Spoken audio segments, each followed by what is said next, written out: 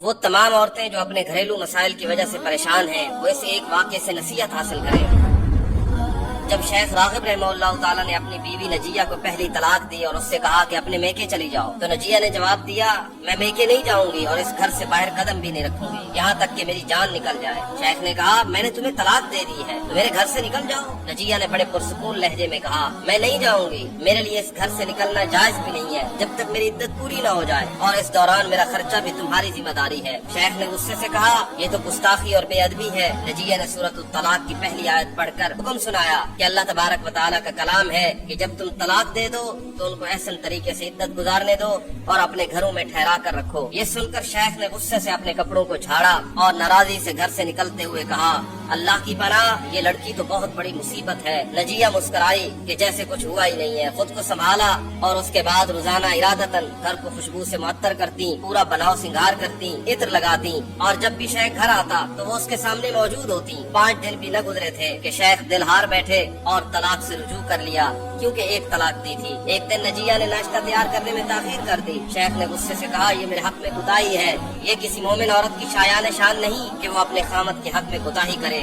نجیہ نے نرمی سے جواب دیا، اپنے مومن بھائی کے بارے میں اچھا گمان رکھو، حسن ظن بہترین صفات میں سے ہے اور یہ دل کے سکون اور دین کی سلامتی کا ذریعہ ہے۔ جس نے لوگوں کے بارے میں اچھا گمان رکھا اس نے ان کے دل جیت لیے۔ شیخ نے بولا، یہ باتیں تمہاری کوتاہی کے جواز نہیں دے سکتی، کیا تمہیں یہ منظور ہے کہ میں بغیر ناشتہ کیے گھر سے نکلوں؟ نجیہ نے جواب دیا، سچے مومن کی نشانی یہ ہے کہ وہ اللہ کے دیے ہوئے تھوڑے مال پر قناعت کرے، اور حدیث پڑھ کر سنائی کہ وہ شخص کامیاب ہو گیا جو اسلام لایا، اسے اتنا رزق ملا جو کافی ہو، اور اللہ نے اسے جو دیا اس پر قناعت عطا فرمائی۔ شیخ نے کہا، تو میں کچھ بھی نہیں کھاؤں گا۔ نجیہ نے مسکرا کر کہا، پھر تو تم نے اس حدیث سے کچھ بھی نہیں سیکھا۔ بات کچھ پڑی تو رات کو شیخ نے بستر چھوڑ دیا اور نیچے فرش پر سونا شروع کر دیا۔ یہ سلسلہ 10 دن تک چلتا رہا۔ دن میں نجیہ اس کے تمام کام کرتی، کھانا بناتی، پانی دیتی، اور رات کو دلکش لباس پہن کر خوشبو لگا کر اپنے بستر پر لیٹ جاتی، لیکن اسے کچھ نہ کہتی۔ 11ویں رات شیخ نیچے سو گیا، پھر تھوڑی دیر بعد اپنے بستر پر چڑھ آیا۔ نجیہ نے ہنستے ہوئے کہا، کیوں آئے ہو؟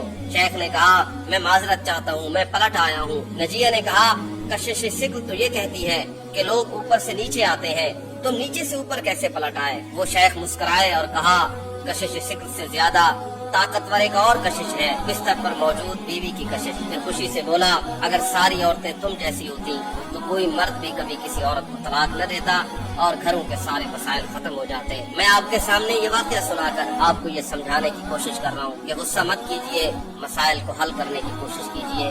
جس دن آپ کو مسائل حل کرنا آ گئے، آپ کا گھر ہمیشہ کے لیے بس جائے گا۔ السلام علیکم۔